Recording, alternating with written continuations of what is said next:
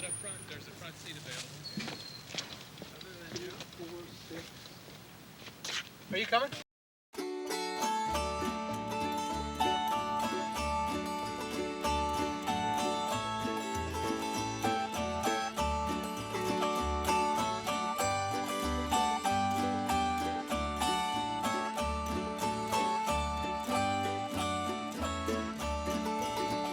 The Jesus way, oh, the Jesus way, is the way of peace. is the way of peace. Oh, the Jesus way, Oh, the Jesus way, is the way of peace. is the way of peace. Oh, the Jesus way is the way of peace. When He is King, all wars will cease. May His peace begin with me. I'm gonna beat my sword Gonna beat my sword into a plow. into a plow. Gonna beat my sword Gonna beat my sword into a plow. into a plow. Gonna beat my sword into a plow. Christ is King in my life now. May His peace begin with me. I'm David Radcliffe, director of the New Community Project. And one of our most important programs, we call them learning tours. Learning tours take groups of all ages to various parts of the world to literally learn about how people live there, what God's creation is experiencing there, how our lives are connected to theirs, and what we can do when we come back home to be in solidarity with the people and the situation there. We take groups to the Amazon, to the Arctic, to Central America. We just returned from Sudan, be heading to Nepal. So places where there are significant issues facing people, facing the earth, and we immerse ourselves in that. We try to learn about local culture, learn about local politics and economics, local religious experiences, and build relationships with the people that we meet there. The trips are typically from 10 days to 3 weeks, depending on the destination. The groups range in size from 6 or 8 people in the Arctic to as many as 20 in Central America or in some of our other destinations. And as I said, we like a mix of ages. I really like having the combination of younger people and older people. It gives a nice chemistry to the groups. We live very simply on these trips. We're not out to make them adventure trips in the sense of challenging our survival skills, but we do want to show people that we don't need as much as we have in this society around us to have a decent life and a good experience and to enjoy each other's company and also to live well with the land that we're visiting. On our visits to Arctic Village, Alaska, we are hosted generally by Marion and Charlie Swaney. They are Gwich'in people. They've lived in this community all of their married life, and Marion was born there. And Charlie particularly is, I guess, maybe the most renowned outdoorsman in the community. He knows the ways of the wilderness. He could survive there if he needs to. He lives off the land and provides for his family, as well as for other members in the community by his hunting and fishing skills. Charlie and Marion have raised their family there and found their family continuing on their tradition. Charlie teaches his own children, as well as other young people in the community, the ways of the Gwich'in and the ways of living off the land.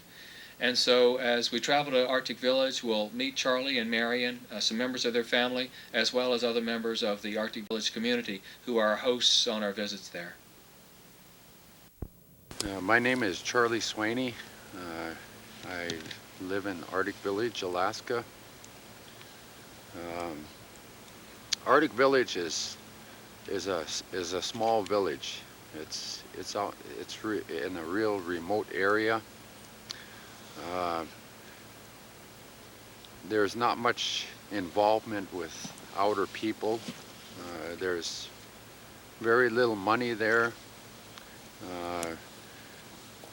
A lot of things that's really, I mean, you know, having to do with outer people. I mean, we're pretty much to our own here. But there's one thing that we all have in common, and that is we live off the land. 65, 70, 75% of our diet is from off this land here. When we go out hunting, it costs quite a bit. It costs quite a bit to go out on a hunting trip, especially when you got to pay $5 for a gallon of gas. And then when you go out, you're not guaranteed that you're going to get anything. You come back and you go out again and try again. And if you're successful, you're successful.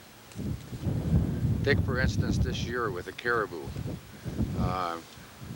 we had such a bad fire season here in Alaska, and the smoke was just filled in this whole valley here. And I think that has a lot to do with why we don't have no caribou here right now. Normally this time of year, we're up in the mountain, have a camp there, we drying meat, everything. Well, that wasn't possible this year because the caribou didn't show up. With the caribou,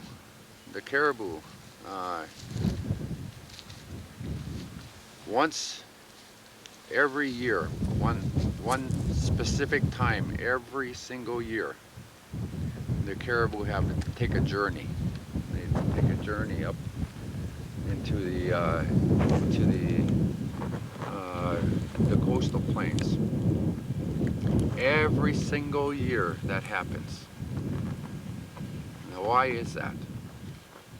You ask yourself, why is that? Every single year they go up there at that certain time of year. That's because they're at peace of mind there. There's no disturbance whatsoever. And that's their birthing grounds. That place there is where a caribou takes its first breath of fresh air, its first step on earth, its first bite to eat. The vegetation there is different than other places. And the caribou know that vegetation helps the calves get stronger faster. That's why they continue to go there. Year after year after year, they continue to go there. When they're there, they're also able to keep a good eye out for danger.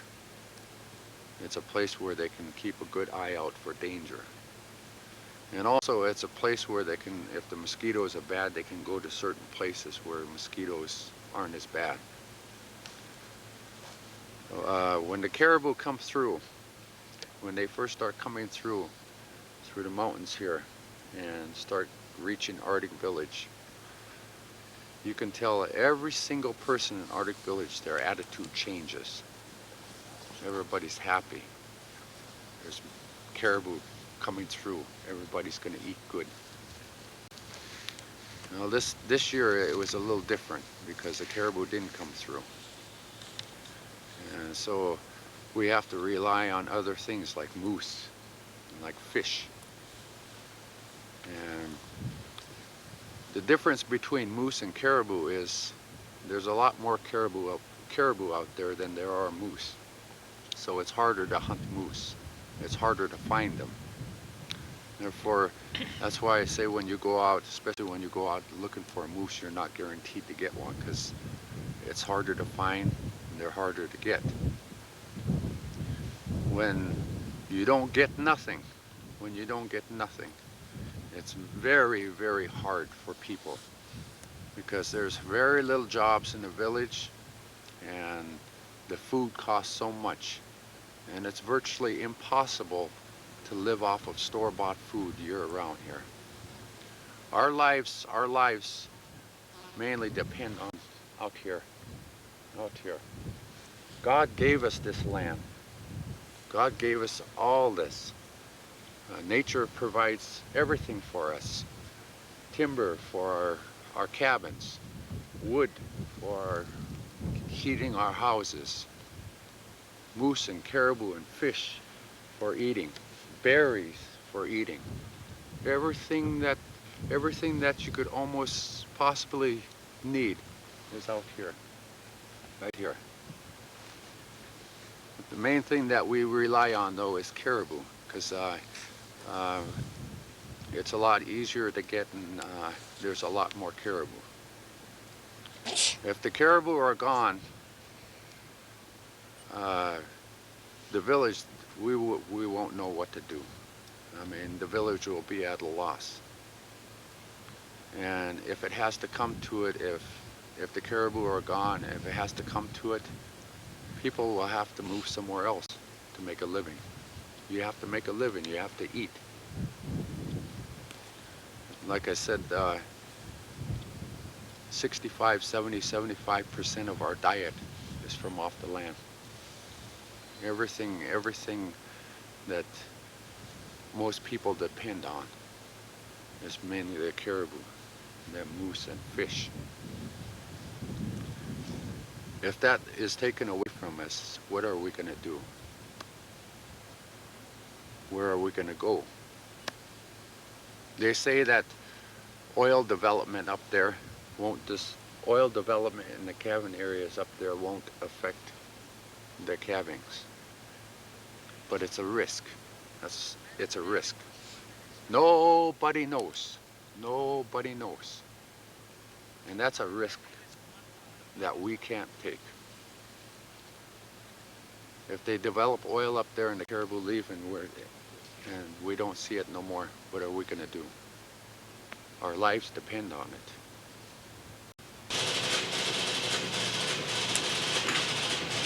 Hi there, I'm Bill Puffenberger, and we are here in Arctic Village, Alaska, and we're visiting at the Native store. And we would like you to know a little bit about the high cost of living among the Gwich'in people.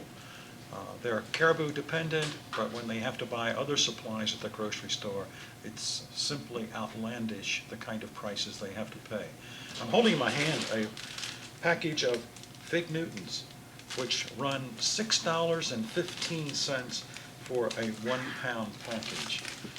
If I pick up other items, here is a box of Ritz crackers, which you and I would regularly purchase. This is $5.85, at least 3 to 4 times what we would pay in the States, or the lower 48 states. A jar of Wesson oil, $7.25. Mark that one down. A can of spaghetti and meatballs, Chef Boyardee, right off the shelf, $6.40. Country Kitchen log cabin syrup, and this one is $5.05 for a 24-ounce bottle. Light mayonnaise, $4.19. Hunt's tomato sauce, a 15-ounce can for $1.89. And a can of green cut beans for $1.99. That's a special. After totaling up the prices on the armload of groceries that we purchased here in the Gwich'in Native store, we have discovered that the cost for the same items purchased in the lower 48 would be something like $10.03 as opposed to $33.62 here.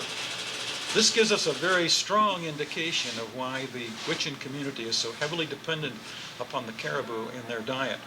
It is hard to supplement a diet with such extraordinarily high prices.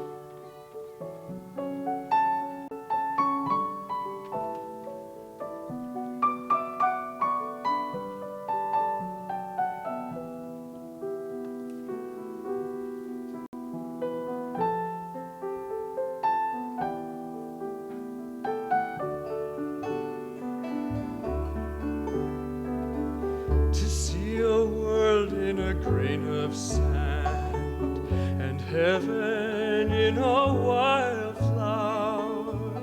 hold infinity in the palm of your hand, and eternity in an hour, to see the world in a grain of sand, and heaven in a wildflower, hold infinity in the palm of your hand, and eternity in an hour.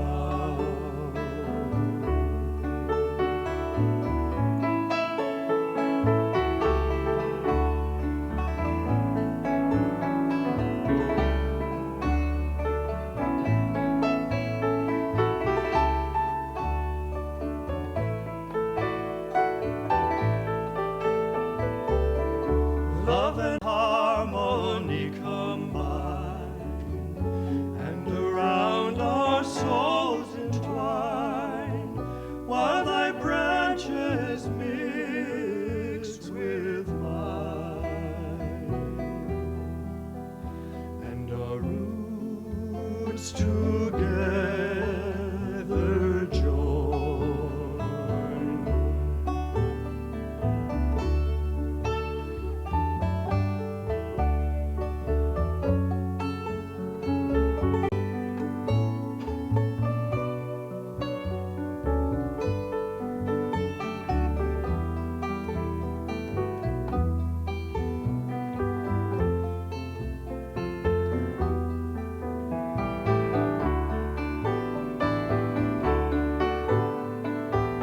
To see a world in a grain of sand, and heaven in a wildflower, hold infinity in the palm of your hand,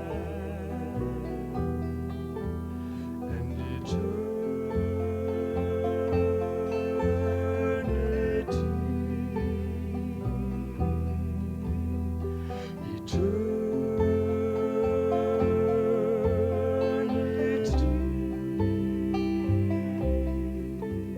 in an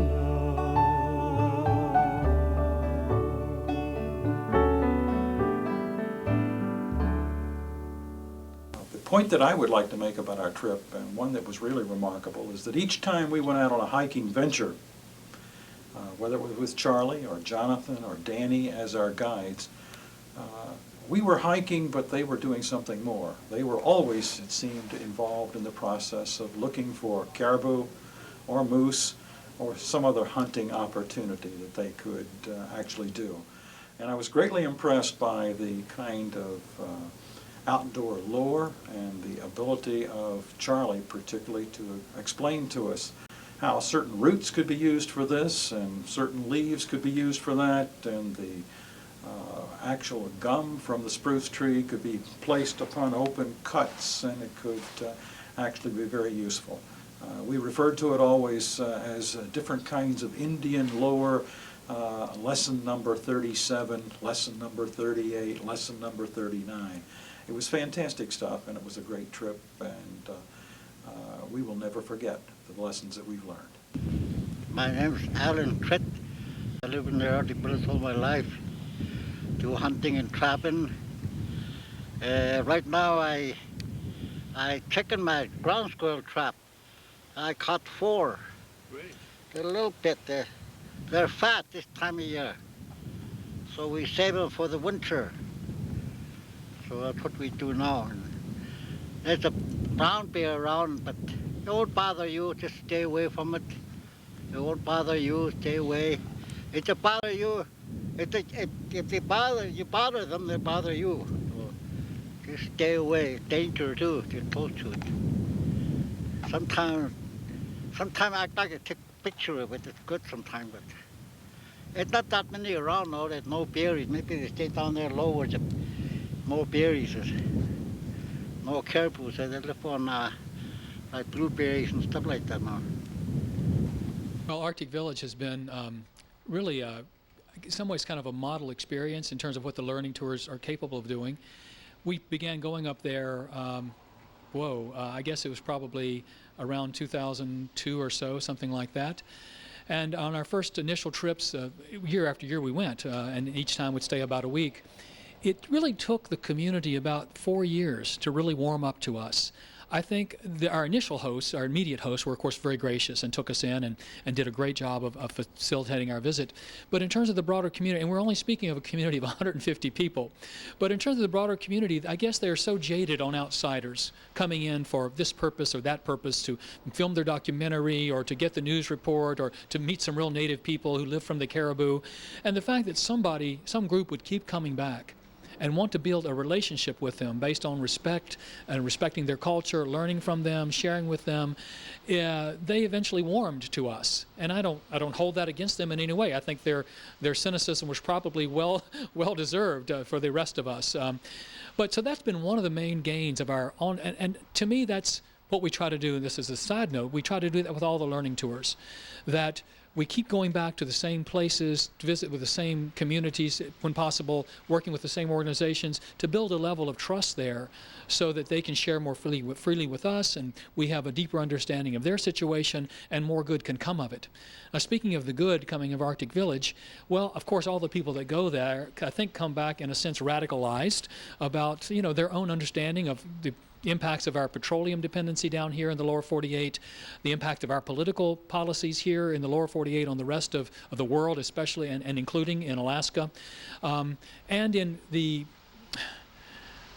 importance of the native folks there having people who also join with them in the struggle. They have a limited voice. I mean, they do what they can, and they're very creative and forthright in getting their message out, but the more voices that can be added to theirs to present something of a chorus of concern for not just the ecosystem of the Arctic National Wildlife Refuge, but also the culture of these people that have lived there for thousands of years and how that itself hangs in the balance. So as the Gwich'in say to us, and now we know for ourselves, it's not just an environmental issue, but it's very much a human rights issue. And I think the more people that can understand it that way, the better chance it has of being another front, I guess you could say, opened on the battle to preserve the Arctic National Wildlife Refuge, not just for environmental, but also for social justice reasons. I know my own senator, when I wrote him to tell him about that angle, he wrote me back to say, that's something I'd never thought of. So I think the people that come back from these trips bring a different perspective. One, on of course, the grandeur and beauty of that part of the world, the natural systems that have been in play there for thousands of years, the people that have lived within those systems for those same thousands of years, and how our connection, our lifestyles and political choices here have a direct and serious impact, either for good or for ill, on them. So it's been a very, I think, mutually beneficial relationship, being a part of building a relationship with the people of Arctic Village, Alaska. Maybe some people might think that why don't we build a big fence somewhere out there and have a big herd of caribou go in there, and we keep them in there, and that make things easier for us and all that. And, that's not the way we live. Those caribou, that land out there is their land. That's their right to roam through their land out there. God put that land out there for all of us. God put that land out there for the caribou. If you did that, it would be like putting caribou in jail. Yeah. But caribou, they migrate. They migrate different areas. Just like in the springtime, they migrate up to the calving areas. That's where they have their calves. With this caribou herd, Arctic Village isn't the only village that depends on this herd. There's other villages like Fort McPherson, Old Crow, Klavik, Inuvik, all those areas, all those other villages. They all depend on this caribou herd.